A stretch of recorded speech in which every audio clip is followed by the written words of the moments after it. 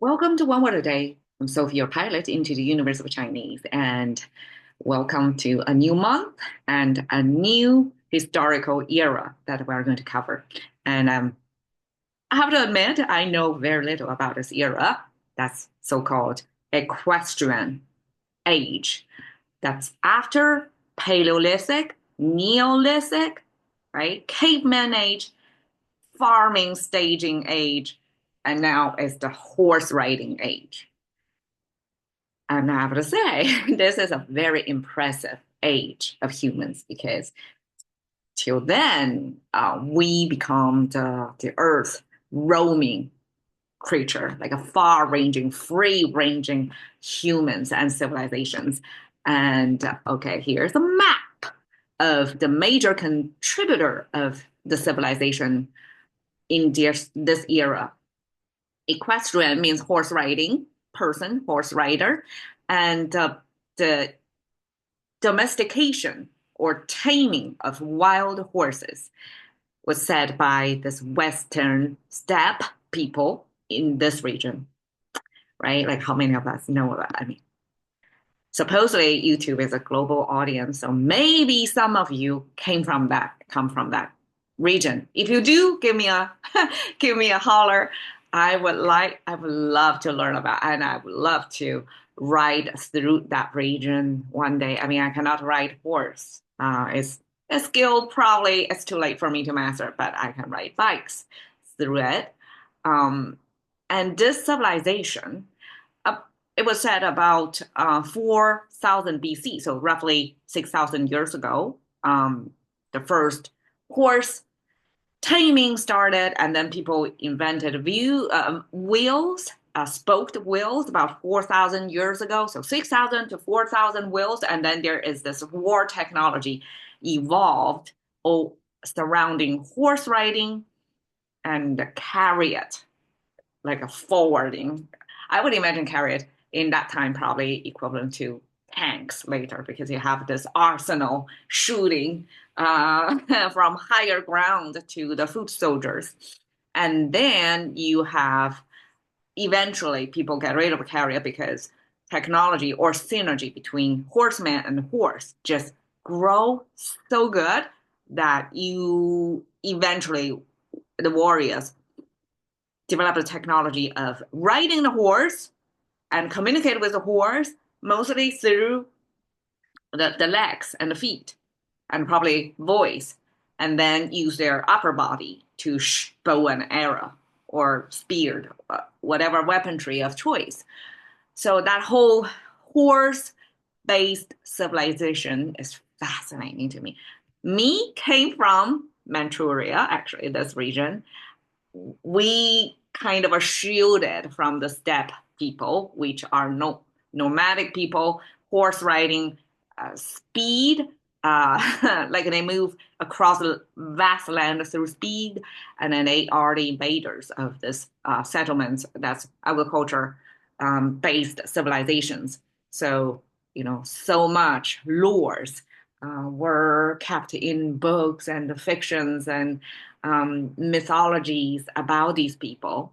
And it's all kept of those language or written language using civilizations around them. And they left a big mark on the whole civilization in Eurasia. And me come from this region, shielded from that horse riding tribe, and probably a little bit of that eventually. So we're talking about Chinese language and the characters in the following about 2 months. We're going to cover horse centric characters, ideas, civilizations, tied with it. It was foreign to me, but it's fascinating, and I welcome you to explore it with me. So the opening character is Jun. It's a steed. Okay, I asked ChatGPT what was the difference between steed and stud.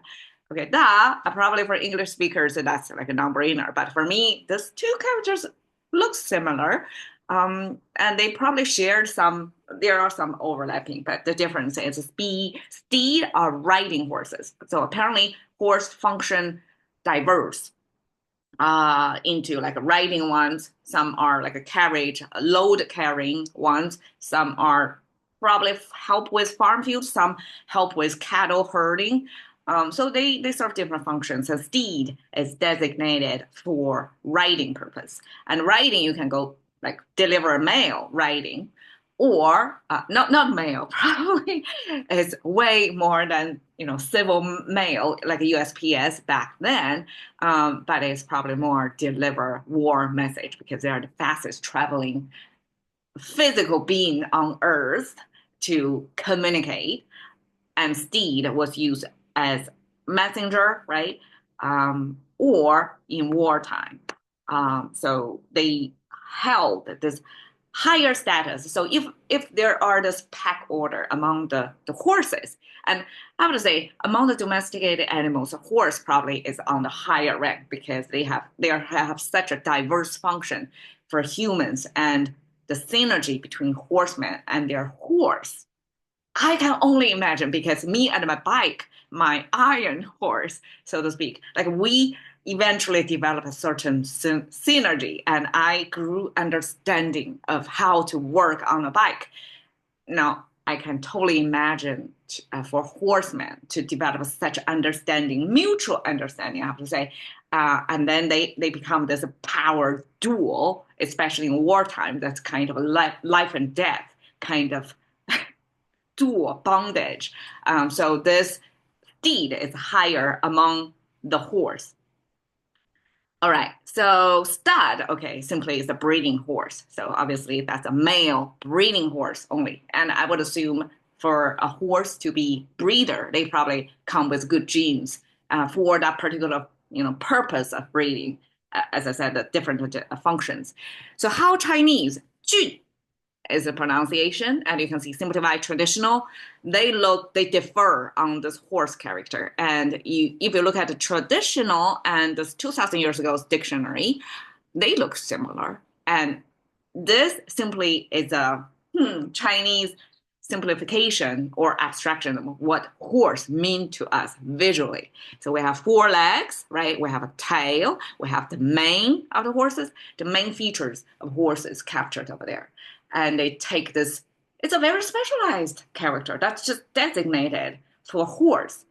And the right side is probably pronounced as chun. Okay, this chun character we don't no longer is a self-standing character. It's only occur in combination with other radicals. So here is paired with horses, and we have like here a pair with a person.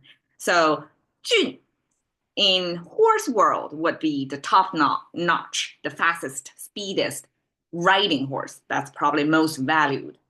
And in comparison, if we pair with a human figure on the left side, that means talented person who is probably the goat of whatever field they are in. So that's 俊.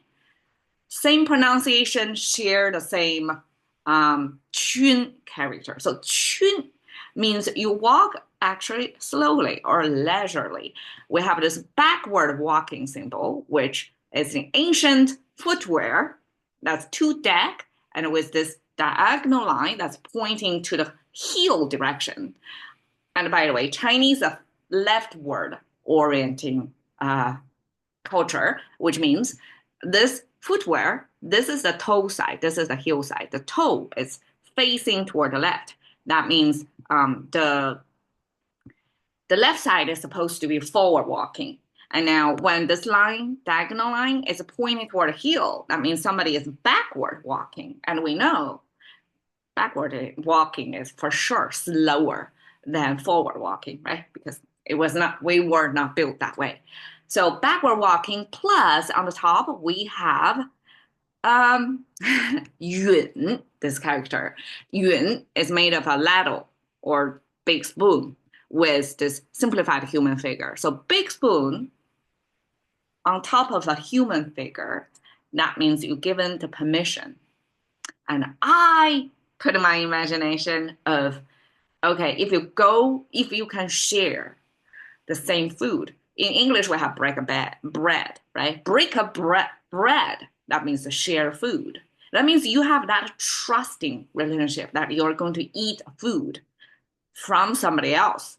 And it could always, there is a risk of being poison in it, right? So this ladle, same thing. We don't use bread, instead we use soup. So if you share the soup with somebody, that shows the bondage between the two supposedly strangers. So, people from two tribes, at least they don't know each other. And if you're able to the level of trusting to share the soup, that means you give the permission. You give the permission to feed you.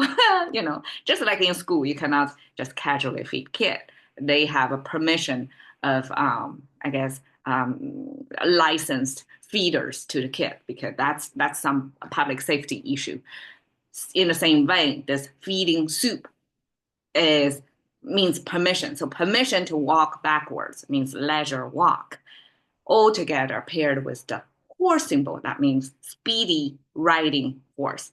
That's steed. And notice if you swap T to a P, that's speed. And I think these two concepts probably is intertwined somehow. The sound similar, and somehow the steed, speed, is indicating, just audibly indicating in English, that's related to speedy riding horse. Okay. 俊奔 simply is steed run, and you can probably envision that a galloping image of horses running. And Jun versus Jun, we already talked about. So this steed in the horse domain versus talent in human, that's the proportion, like top notch of the population of the species. Okay, 天下俊雄. Okay, 天下, sky under is a Chinese way to say under the sky, meaning the whole world, the whole known world. That's 天下. And normally this is from the ruler's perspective, that everywhere under the same sky is under this one ruler. So that's Chinese way to express world to them. Okay, the governable or under one rule kind of a regime kind of world. Okay, 俊雄, Jun is a steed, Xiong is a male. And I translate male and I have a struggle of, should I translate as a macho? Because Jun, if human assigned this top-notch horse, fastest kind of horse, to compare, self-compare as the top-notch human. And then that's kind of and paired with male species. And I would imagine steed can be both female and male, fast running horse.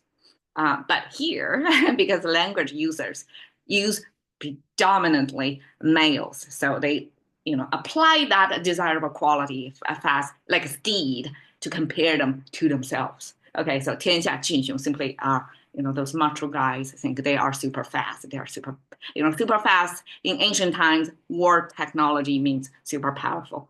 Okay, so here is a deed. I guess we can say it both to the horse and the man, and the synergy between the man simply produce that speed. Okay, fast riding horses can be awesome, but it has to be paired with the rider to layer the sense of purpose.